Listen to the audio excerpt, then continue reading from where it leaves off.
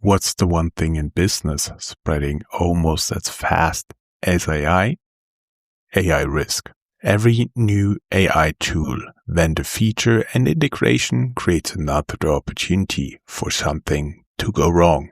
And most security programs were not built for AI's pace of change. That's where Vanta comes in.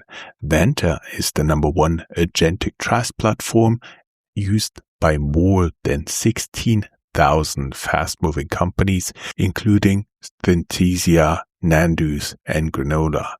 The Vanta agent works like a 24/7 GRC engineer in the background, finding issues, drafting fixes, and reducing vendor assessment time up to 50%. Whether you're a fast-growing startup or global enterprise, Vanta helps automate security and compliance so you can earn and prove trust. Get started today at vanta.com/startupradio. That's VANTA.com/startupradio. The standard story about why Europe does not produce enough giant technology companies is that Europe lacks talent, or Europe lacks risk appetite, or Europe lacks simply ambition. The story is wrong. Europe has 3.5 million tech workers. Europe has hundreds of unicorns that have already produced thousands of second-generation founders. What Europe lacks is something more specific and more fixable. This is part 4 of the European scale-up question. This is about the difference between having talent and having recycled talent.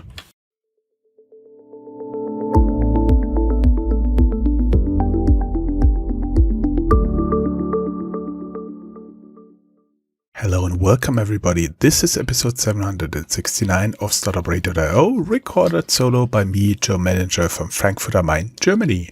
This is part 4 of the European scale-up question, Startuprad.io's continuing research franchise on why Europe produces so much innovation and so few globally scaled technology giants. If you have been following the series, you already know the early installments. The first flagship piece established a diagnosis. Europe creates startups, but comparatively few become global leaders. Then we walked through fragmentation, Europe's hidden growth tax, and how legal tax and regulatory splits turn European expansion into repeated market entry rather than continental scaling. Then the capital architecture work on where financing becomes discontinuous between growth stages.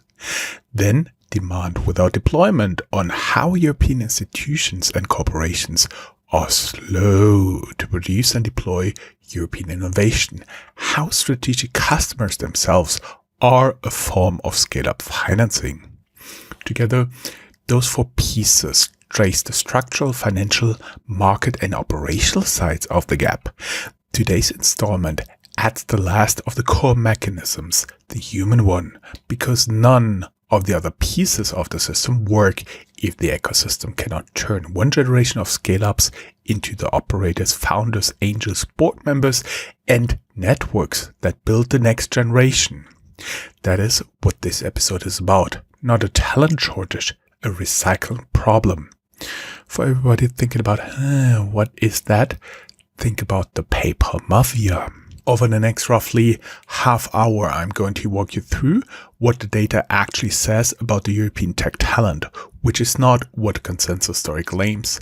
I'm going to introduce you to a concept we're calling experience density, which is Startuprad.io's framing for what the scale-up bottleneck actually is.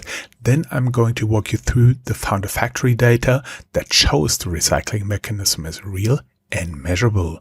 The operator pool data that shows how deep Europe's senior bench actually is. The German employee ownership reform that has been genuinely fixing parts of this and the remaining gaps, including something we call the escalator effect, which is the specific way European scale-up experience can leak abroad when a company gets acquired. Then, at the end, what actually helps. Let's go. The mistake in the usual story. Start with what the data actually says about European tech talent. Atomico's State of European Tech, for example, estimates that European tech workforce reaches roughly 3.5 million people in 2024. That is about a sevenfold increase over the previous decade. Sevenfold in 10 years. This is not the shape of a talent shortage story. If Europe were losing a headcount race with the United States, we would expect flat or declining headcount, mass immigration of engineers, or an inability to fill roles at the growing companies that do exist. None of those match the data. Europe is producing engineers, researchers, and founders at rates that would have looked implausible in 2015. So when you hear the consensus explaining for the scale-up gap, not enough talent, not enough ambition, not enough risk appetite, the raw headcount version of that explanation is factually wrong. The constraint is a different kind of talent, not people who can write software, not people who can start companies, people who have already scaled a company through the phases where most European startups actually stall. Internationalizing sales past your home market, inserting a layer of middle management as headcount goes from 50 to 500, surviving the specific boards and governance dynamics of a Series C or Series D round. That knowledge is not taught academically. It is not sitting in a textbook. It is largely accumulated through direct exposure to high growth environments, through actually doing it at scale with a real company. You cannot mint that knowledge at, for example, in university. You cannot hire your way around a market that has too little of it. So the right question about European scale-up talent is not how many engineers Europe produces. It is how much scaling experience Europe has managed to accumulate, and critically, whether that experience recycles back into the ecosystem or actually leaks out of it. Experience density. Call the resource experience density. This is Startuprad.io framing, not a single published metric, but it's grounded in the evidence we are about to walk you through. Experience density is the concentration within an ecosystem of operators who have managed the 50 to 500 plus employee growth phase of a technology company. A city can have thousands of engineers and still lack the handful of people who know how to build a revenue operations function, run a multi-market launch, manage a board through a down round, or restructure a go-to-market motion when the first one hits its ceiling. That handful of people is what a scaling company actually competes for, not junior engineering headcount, not general managers imported from unrelated industries, specifically the people who have already done the thing the scaling company is trying to do. If you are a European scale-up trying to hire your first VP of revenue, your first international general manager, your first head of customer success at scale, you are not competing for talent that is scarce in general. You're competing for talent that is scarce in your city, in your language, in your regulatory environment, and in your investor network. Experience density. The point of the concept is that it explains why headcount statistics can look great while scaling continues to be hard. Raw talent grows linearly with time. Experience densities grows non-linearly. It grows through the actual creation and scaling of companies, and it grows fastest in places where past scale-ups have concentrated their alumni. That is the framing. Now the evidence for how it is created. The recycling mechanism. The academic mechanism that explains how experience density gets created is called entrepreneurial spawning. A landmark 2003 NBER working paper published in the Journal of Finance in 2005.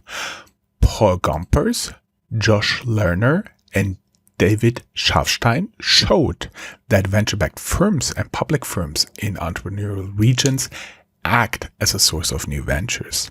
They call these firms training grounds, places where future founders learn to raise capital, build executive teams, and run high-growth operations. The mechanism is not mysterious. People who watch a scaling company succeed learn what success actually looks like. People who help build one learn how to build one. Then they leave and try themselves.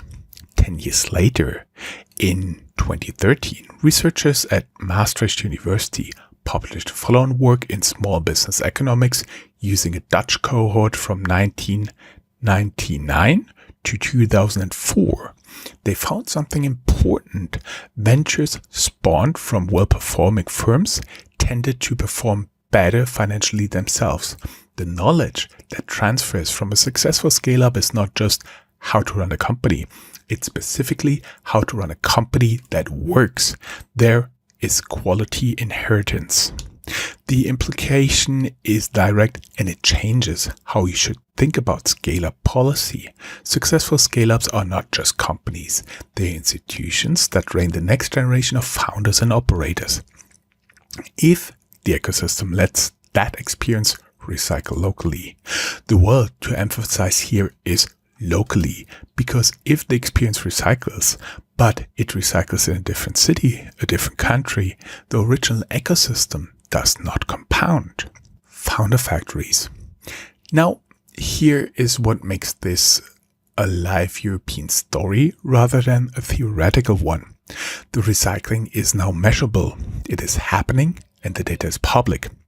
Dealroom and Excel run an ongoing series called Founder Factories. Their 2026 update maps how alumni of European and Israeli scale-ups go on to start companies. The headline number: over 400 European and Israeli unicorns have produced more than 2,300 startups founded by their alumni. 2,300, that's impressive. That's not a projection, that's a count. Germany specifically punches above its weight in Dealroom and Excel's 2025 ranking of founder factories. 3 Berlin companies placed in Europe's top 10. Zalando alumni founded 56 venture-backed startups. Delivery Hero alumni 43 and N26 alumni 34. 3 companies, 1 city. 133 second-generation startups. And the effect is local. In Dealroom and Excel's 2022 analysis, 56% of companies created by former unicorn employees were founded in the same city where the alumni gained their experience. Berlin specifically showed roughly 70% local retention. So when scale-up alumni start their next thing, more than half of them start in the city where they earned the experience. Experience, once created, tends to stay where it was earned. That is why concentration compounds. Berlin is more Berlin next year because of what Berlin was this year. That is a very different picture from Europe lacks talent. That is a picture of specific European cities becoming denser and denser with people who know how to scale. The operator pool. How deep is Europe's operator bench? Atomico data again. As of 2024, more than 12,000 tech professionals in Europe held senior leadership experience at billion-dollar-plus technology companies. That is the pool of people who have been VP, C-level, or senior director inside a company that made it. Almost 1/3 of them worked for US tech giants at some point. Think Google, Meta, Amazon, Salesforce, and the equivalents. So Europe is not just producing its own senior operator, it is also importing back operators who trained in the US ecosystem. 12,000 plus senior tech leaders across Europe. Meaningful, growing, and real. But, and this is Startup.io's interpretation, not a directly measured claim, that pool is unevenly distributed. It is not evenly spread across all European cities and all technology sectors. The founder factory clustering data supports the direction. Senior operators concentration follows scale-up concentration. Berlin has more experience density than Frankfurt. Paris has more than Marseille. Stockholm has more than most of Southern Europe combined, which means that when we talk about Europe's scaling capacity, we should not talk about its number for the whole continent. It is a function of a specific city that have concentrated experience and cities that simply do not have. Germany's management context. And now a note on Germany specifically, because Germany is the largest economy in this conversation, and the pattern here is often misread. Germany's industrial and Mittelstands management is genuinely world-class. Any honest analysis of European industry has to concede that, but, and this is the key distinction, Germany's industrial management is optimized for a different problem than venture scale hypergrowth. Industrial management excels at process optimization, risk minimization, quality control, long production runs, and stability across decades. Venture hypergrowth demands something different. Execution under acute instability, tolerance for iteration, comfort operating without proven templates, and rapid course correction. These are not the same skill sets. This is a difference, not a deficiency, but it means that when a German deep tech company hits the scaling phase, it cannot simply hire experienced industrial manager into scale-up executive roles and expect the same performance. The two disciplines are distinct, and deep tech scaling needs the second one, which the region has historically had less of.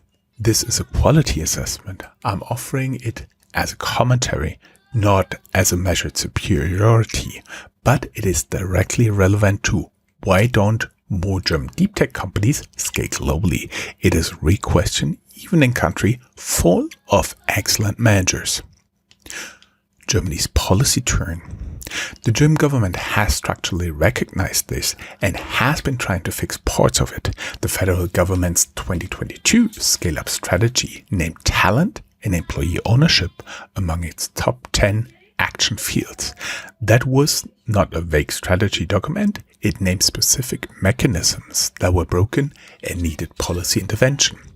In our interview with Startuprad.io with Anna Christmann, at the time digital commissioner, she argued that the position that employees should face tax on their equity only when there is an actual liquidity event, not on paper gains before any money has changed hands. That tri-income taxation, as it is called, has been one of the specific things making European employee ownership less valuable than US employee ownership. Christmann was direct about what needs to change. I want to keep that on record. Christmann said it on Startup Radio in 2023 before the reform actually shipped. What happened next is the interesting part. Employee ownership and the ESOP gap. Now, here is the mechanism getting concrete. And here the wording has to be precise because this is one of the most misreported statistics in European tech. The historical issue was not that European employees owned less of their companies than US employees. The historical issue was the size of employee options pools. Index Ventures called Rewarding Talent Research from 2018 found this pattern. US ESOP pools, the employee stock option pools that companies set aside at each founding round, typically expanded roughly 20 to 25% by the late stage, meaning by Series D. European pools have historically been half that, driven largely by punitive tax treatment, driven by the very dry income problem Christmann was talking about. If issuing option creates a taxable event for your employees before they can actually sell anything, you issue fewer options. That gap has been closing. The not optional campaign, Index Ventures and a coalition of European investors, estimates late-stage European employee ownership rose from about 12% to about 16%, moving an estimated 5 billion euros in value toward employees. That is a campaign estimate, not an official statistic, but it's directional and it is meaningful. And in Germany specifically, The Zukunftsfinanzierungsgesetz, the Future Financing Act, took effect in January 2024. It deferred taxation of employee stock options to actual liquidity events, so employees no longer face tax on paper gains they cannot yet sell. It raised the tax-exempt threshold under not optionals methodology that brought the German employee stock option regime much closer to US comparable level. Not identical, but close enough to remove the specific structural bottleneck. Why does this matter for a recycling story? Because option value that actually reaches employees is what funds the next cohort of European angel investors and next cohort of European founders. If your employees never realize the value of their equity, the flywheel does not turn. If they do realize it, some percentage of them become angels and some smaller percentage of them start companies themselves. The ESOP reform is not primarily about worker compensation. It is about capital recycling.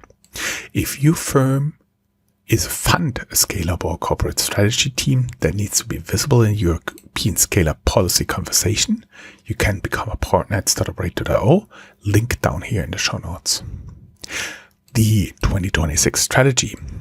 Germany has since gone further. In July 2026, the federal government published its startup and scale-up strategy spanning more than 150 measures across the full company lifecycle, from formation through growth through internationalization expansion. It is not just a startup strategy, it is explicitly a startup and scale-up strategy, which in itself is a policy signal about where the government now understands the bottleneck to be. On the infrastructure side, our primary Startuprad.io interview with State Secretary Thomas Jassombeck details the DE Hub network and Startup Factories program. These are talent and spin-off engines.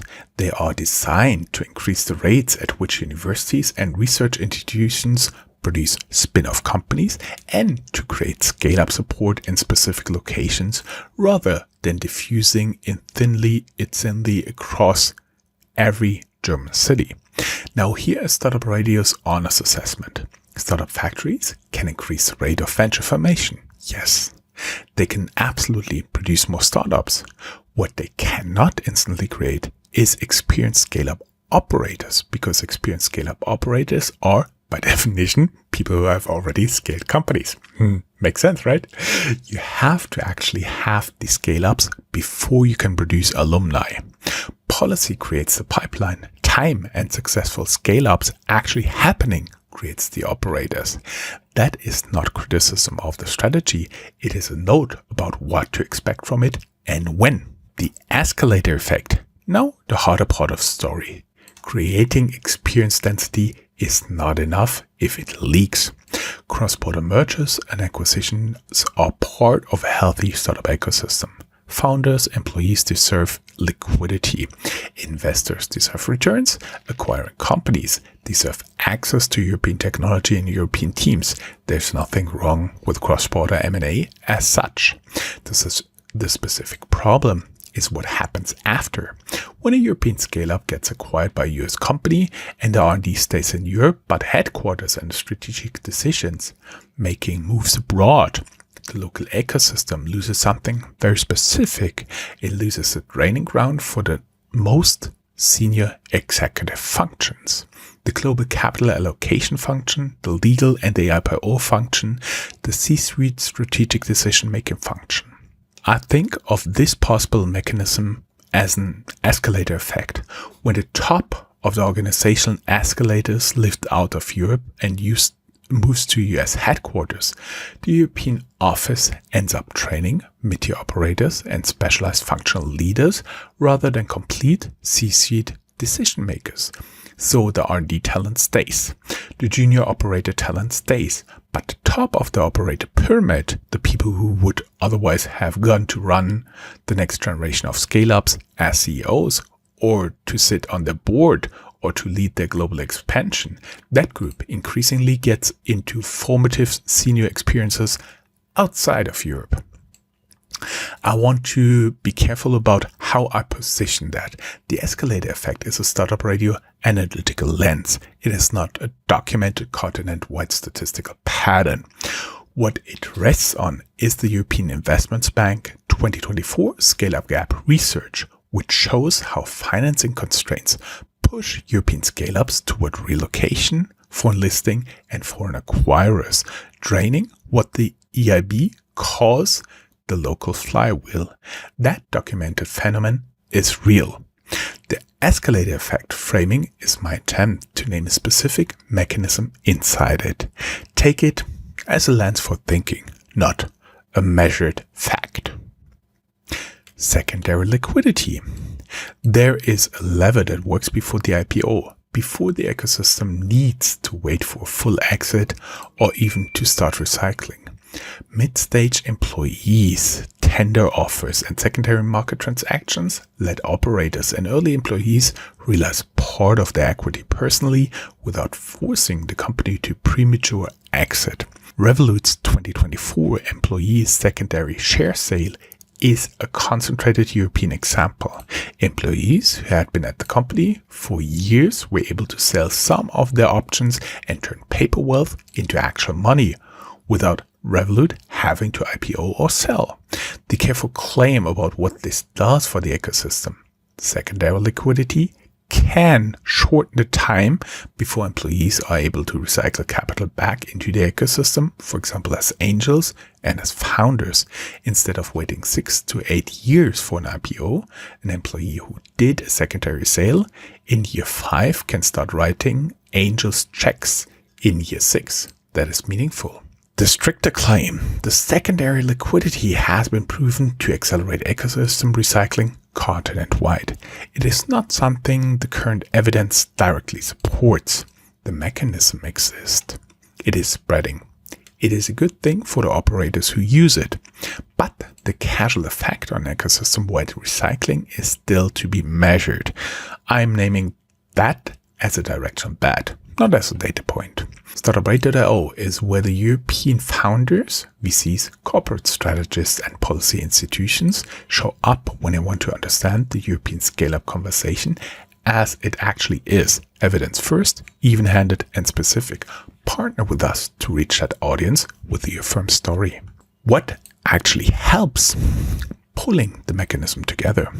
This is Startup Radio's synthesis of the evidence above. 4 recommendations. 1.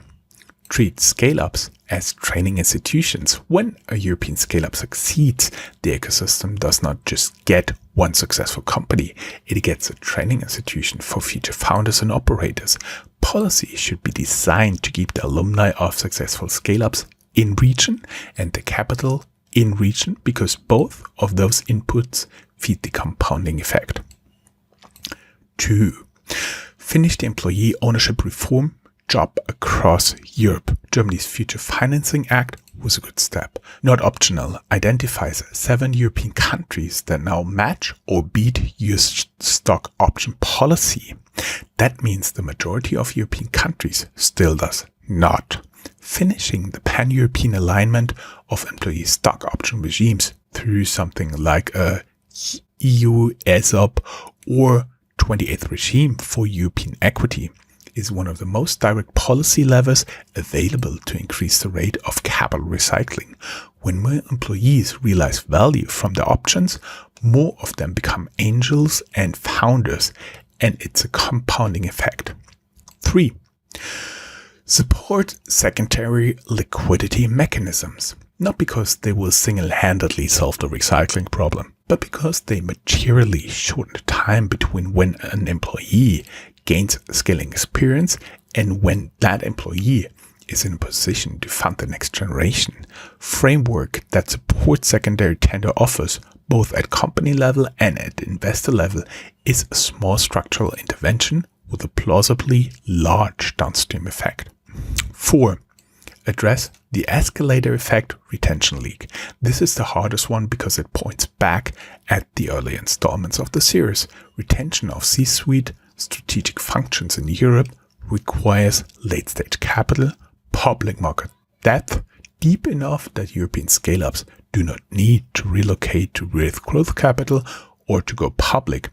That is the EIB's core prescription, building the financial market infrastructure that lets European scale-ups scale without moving their headquarters.